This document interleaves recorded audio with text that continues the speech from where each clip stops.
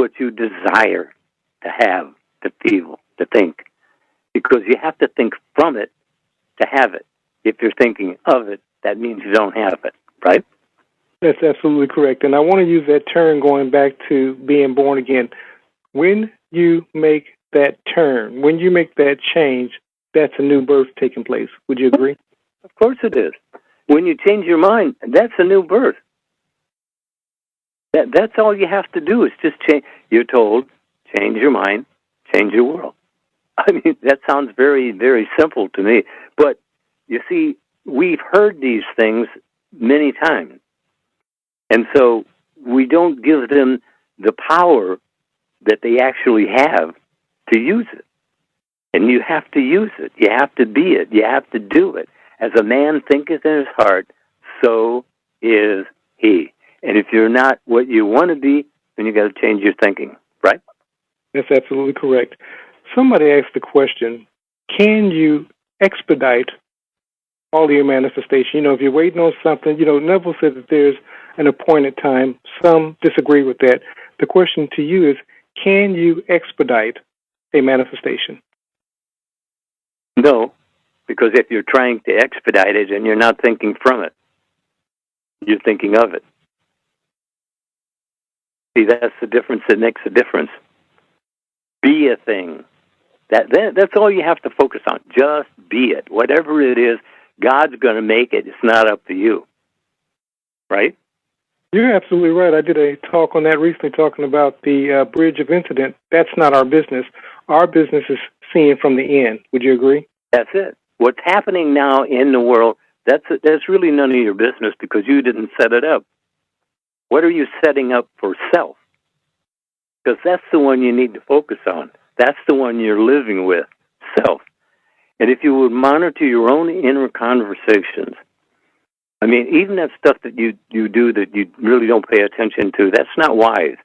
Because you may be thinking something that's going to cause you problems. You're always setting yourself up or you're setting yourself free. And I think you know what the difference would be, but you still have to do it. Not know about it. That's a great place to start. I don't have a problem with that. Knowing about it is a place to start. But the thing is, you have to be in it thinking from it. I am that. And that, if you don't do that, it's not going to work. And you can't do it for somebody else.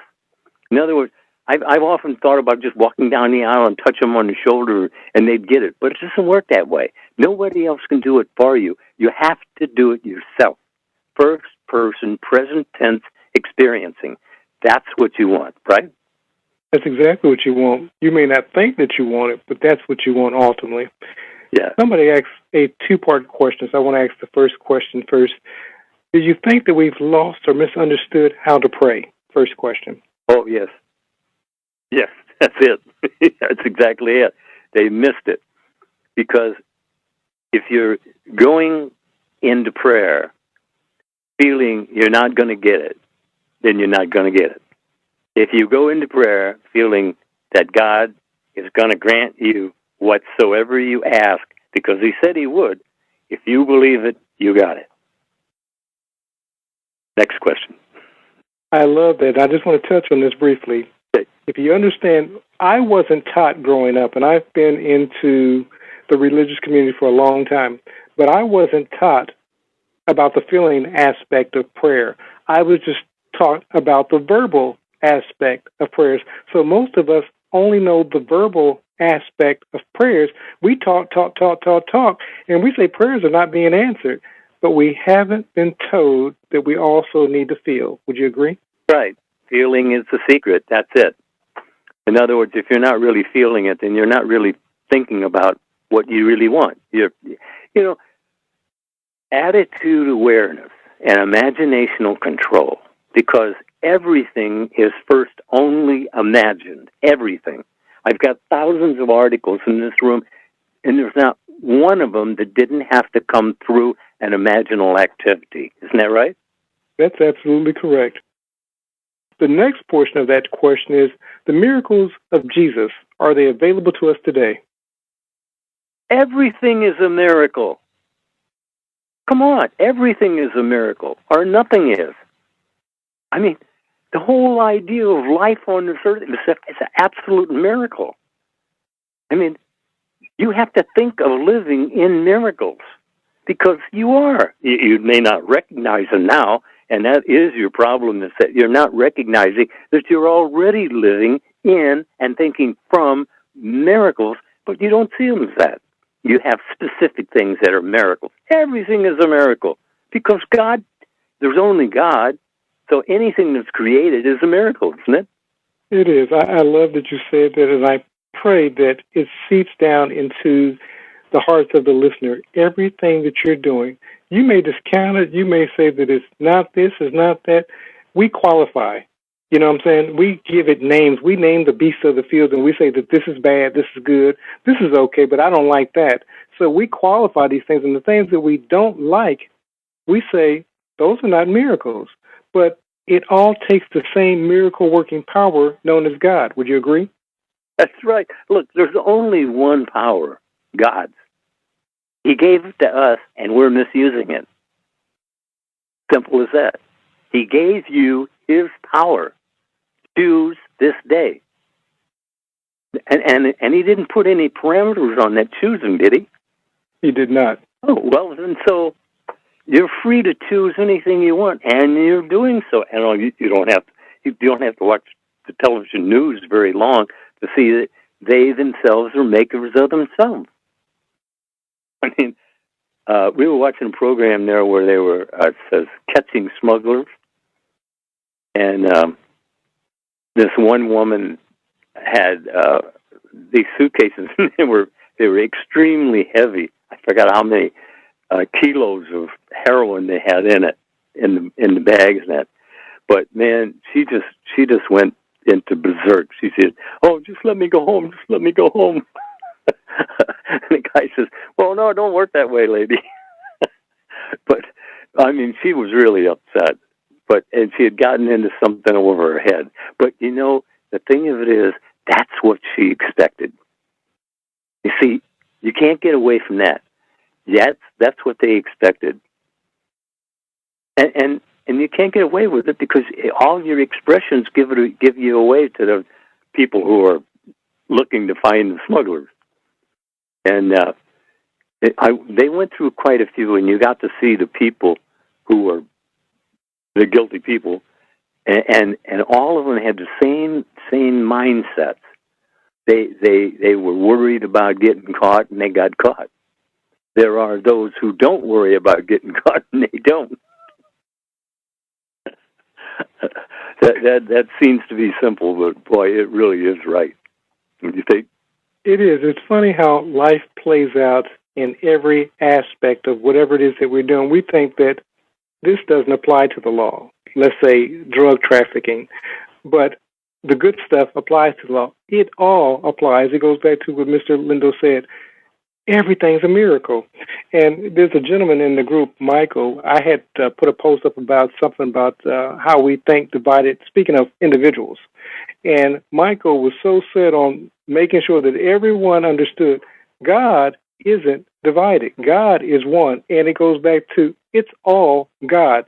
Now, because we've been given individual choices, it doesn't stop God from being the one. Would you agree? Absolutely. I mean, look, God did it right.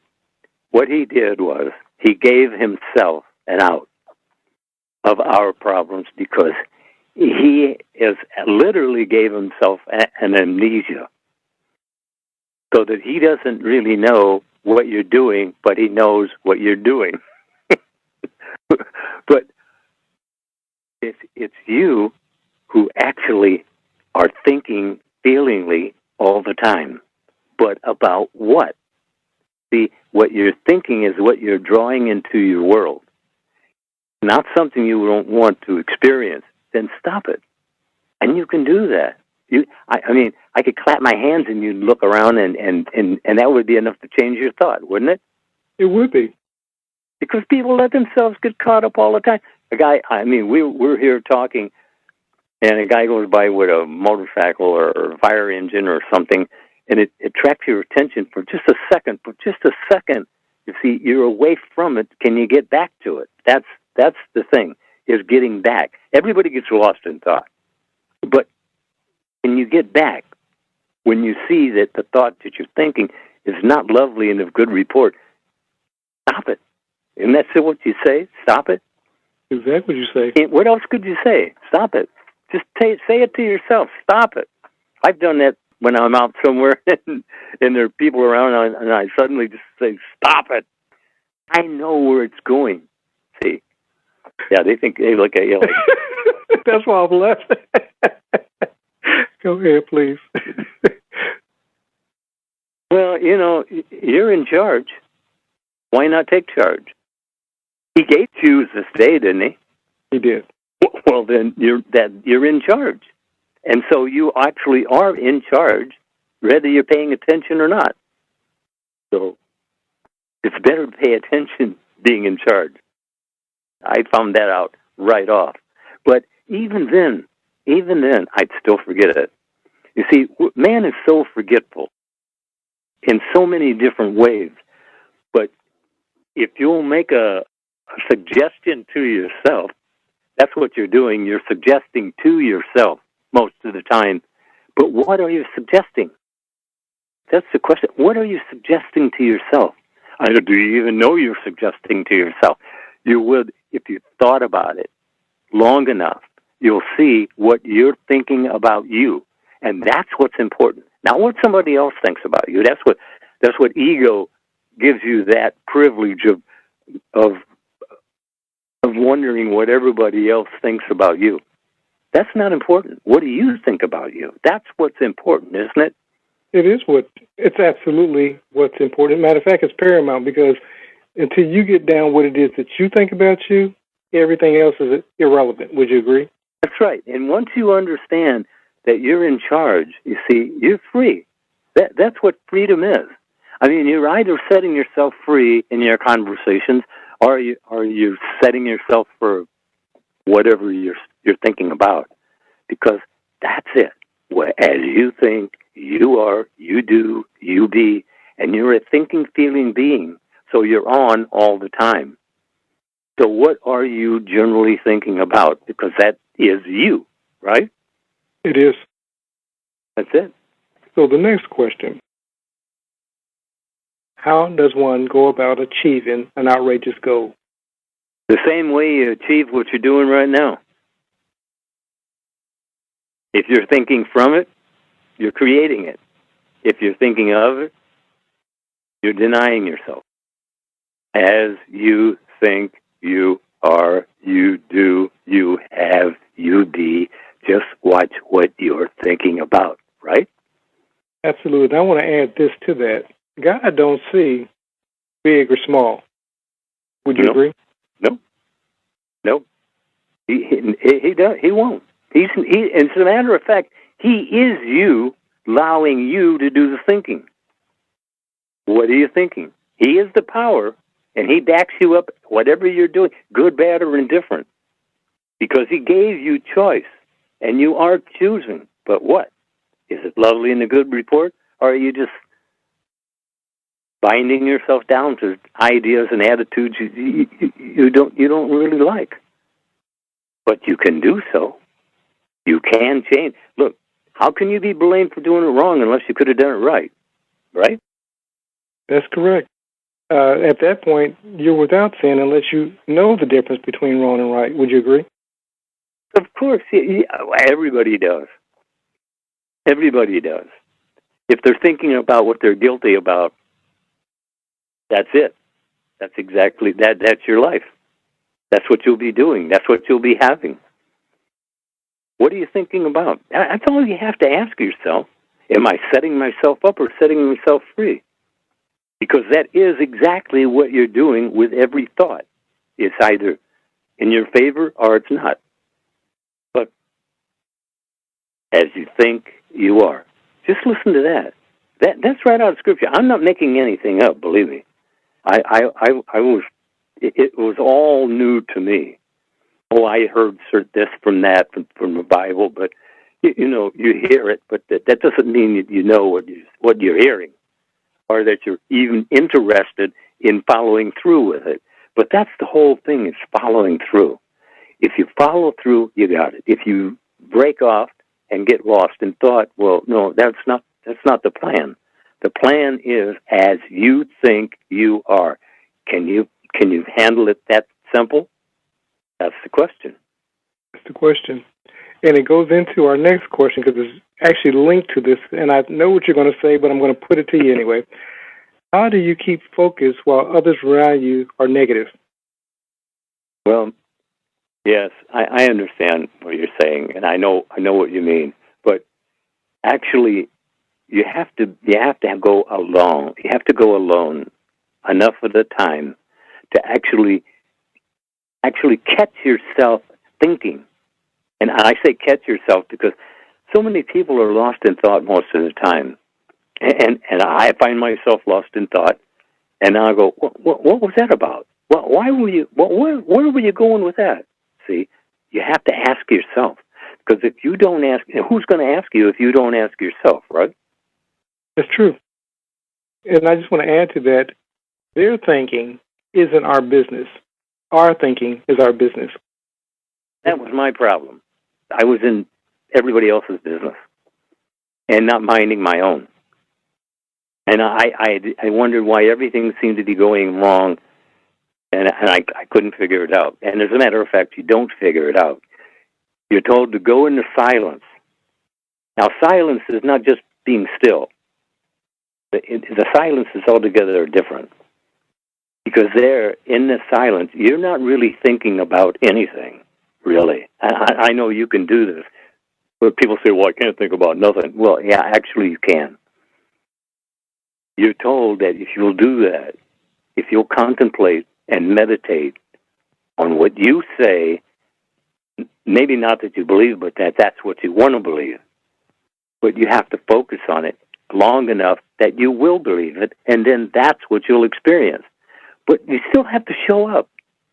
That was the thing that really kind of slowed me down, was that I wasn't choosing what I was thinking. I was just letting random thoughts. Well, you have, 60, 70,000 thoughts go through, but what ones are you focusing on? That's the question, isn't it? It is. Yep. What are you thinking about? Yeah, that's right. What are you thinking about? These people say, what do you mean, what am I thinking about? Well, I don't know. And if you don't know, well, we're both lost. As far as you're concerned. Look, you're in charge, take charge. And all you have to do to take charge is feeling, I am that. And you say, but I'm not. And that's the end of it, right there, right? It is the end of it. Just a quick personal example. When I started this journey, I was literally the only one in my house. I mean, I had people, who were incarcerated, people who were on drugs, alcoholism, and I was the only one thinking the thoughts that I was thinking. But I started seeing them in my mind's eye as being transformed. And this took years. This was not an overnight process. I continued to be the example to them by living what I know to live. That was the difference that made the difference. Would you agree? Yes, absolutely. That's exactly how it works. Everybody, if everybody tells one, then everybody will know, right? That's true. So if you're being an example, then you're an example to several people. And if any one of those now takes that example and tells it to other people, see, the whole world will know eventually. But it's what you're doing. That's what you're being. That's what you're doing all the time, what you're thinking, even if you don't know what you're thinking. And that's the reason for paying attention, so you will know what you're thinking, so you're not making yourself a problem, but setting yourself free. Because, you see, they themselves are makers of themselves. If you want to be free, that's the thoughts you have to think, right? That's it. I have two more questions for you, but I saved the two doozies for last. So the first one is this. Can we keep someone from dying? No. Cannot. They themselves are makers of themselves. They don't need you. I want to add a Bible verse also. The Bible says, and Neville also would confirm this, there's an appointed time for each of us. You said it earlier in the talk. You said that there's a bound that God had created when creating people, that, he's created a limit of how many people are going to be created. But likewise with death, he's created for each of us, there's an appointed time that each one of us, if they're not within that appointed time, yeah, they can be brought back, they can be healed. But when it's an individual's time, when God says, this is the date, whatever that date is, and we don't know what that is, it's done. Would you agree? Yeah, that's right. And the thing of it is that you're not really going anywhere. Even when you die, you're not really going anywhere. That's just the body died. Your spirit. You're forever. But you will go through the hell that you have created until you do away with it. Right? Absolutely. So if you're still thinking hellish all the time, that's all you can experience. Because he says this world, drama man, the play of humanity, is good and very good. If that's not what you're experiencing, it's very simple. Change your mind, change your world. And when you change your mind, that changes your world. You're not needing any help from outside. If you change your mind, you're changing your world of experiencing. Not necessarily anybody else's, except by your example. That doesn't mean they're going to take the example, but that's what you're giving them, a better example to go by. It's very simple to just think feelingly about what you want. But you get caught up, you get distracted, and how long does it take you to get back to what you were doing, if you even do get back? Because I remember I'd be off on a journey and really enjoying myself, and then something distracts me, and I wouldn't be able to get back. But if you're persistent, you will get back. That's the difference that makes a difference, because there you're showing up. That's something you're not doing all the time. You're not showing up. You're living the life of the world, and that's not what you want. You're told to be in the world, but not of the world. So you have to decide what that is, right? That's true. That's true. Can't decide it for you. That's true. Nobody can do it for you. You're given choose this day. Right. And it says they themselves are makers of themselves. So all of your blaming those around you for what's happening to you is just nonsense. Wouldn't you say?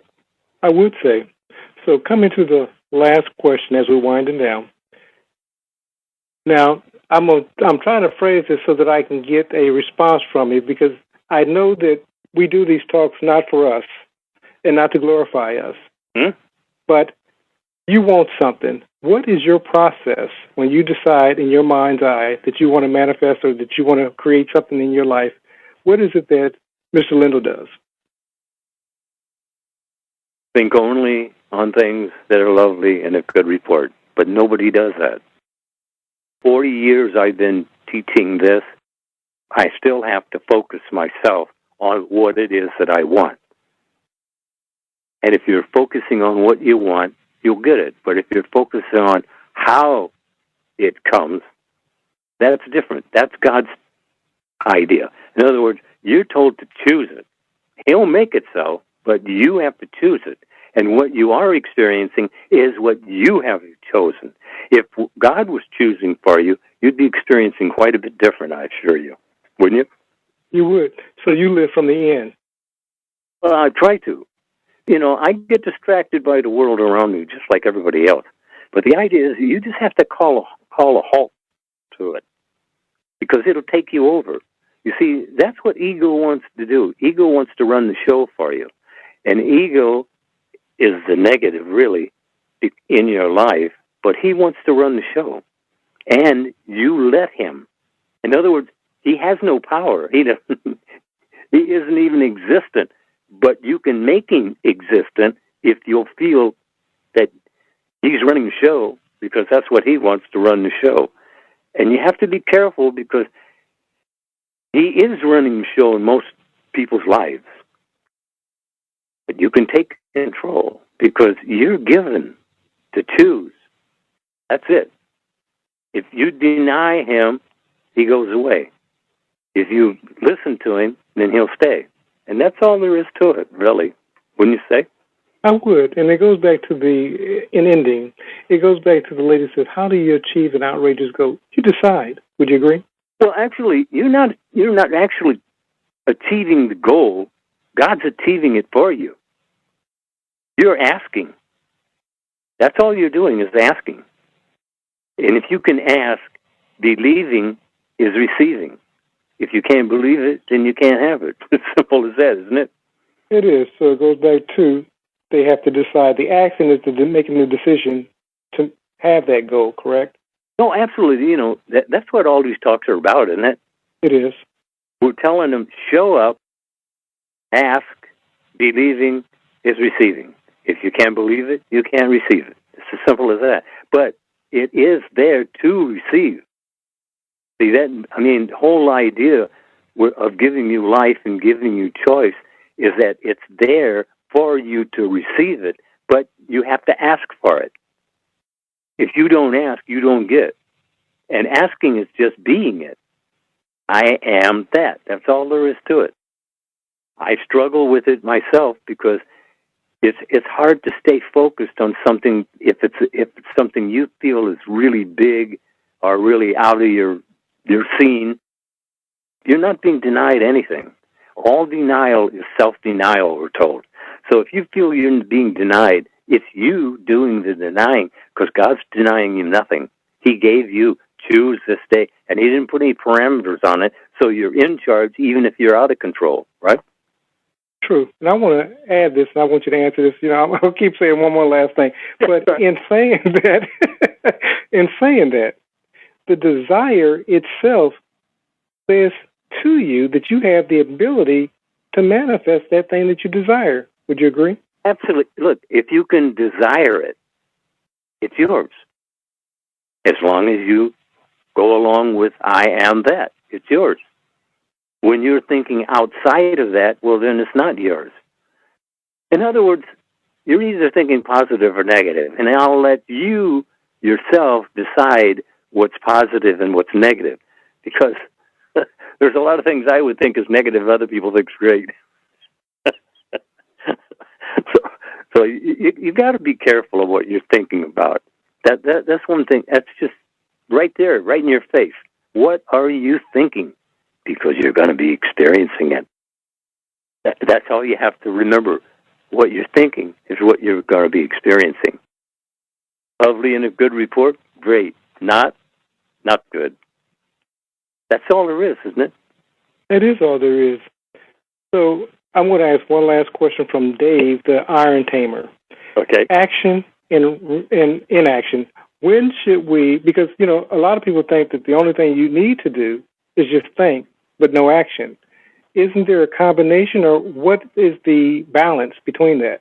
Well, if you're thinking you are that, well, then that's what you're doing. Gotcha. In mind, in imagination, in the theater of mind, and that's where you go to make your world whatever it is. What are you doing there? When you're going there, what are you doing there? What are you thinking? What are you feeling? Because it isn't falling into the past. You see, I always thought that. I thought that, but that was yesterday or 2 days ago or a week ago. But you see, consciousness doesn't forget. In other words, subconscious mind creates your world according to as you think you are. And whether it's good or otherwise, that's what you're going to be experiencing. So you're in charge, even if you're out of charge. The idea is to take charge. You're given to choose this day. That gave you charge. You're in charge of your life right now, this moment. He tells you this is the appointed moment. This is the appointed hour. Choose this day.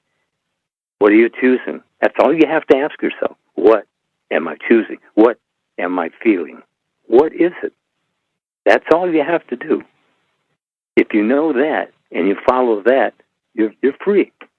And that's what everyone's looking for, greater freedom, right? That is what they're looking for. So if you're thinking it, you're doing it. That's it. And if you're not thinking it, you ain't doing it.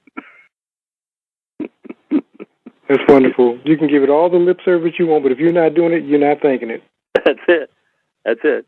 And he gave it to you. He gave you that when you were innocent. But you see, we're all conditioned to the ongoing drama. And that's the reason why we're all forgiven.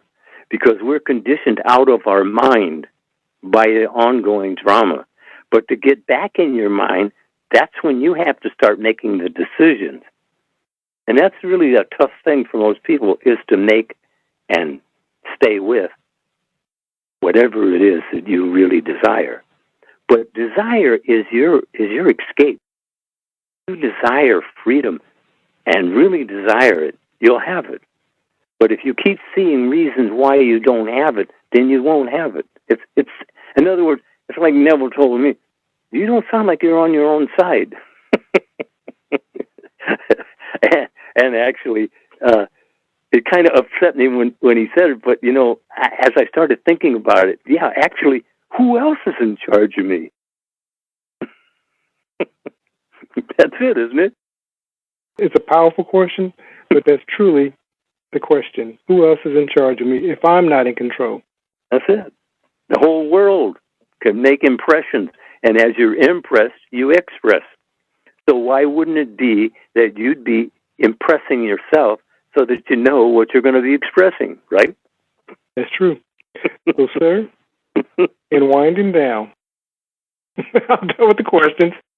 We've got a lot, and it's wonderful because I think that they'll really benefit from what's being said. But in winding down, dreaming from the wish fulfilled. We had the person that said, you know, I'm thinking it, but when I get in my dream, I don't see it.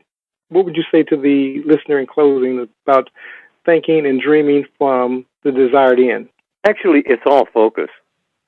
See, most people don't realize they're not really focused.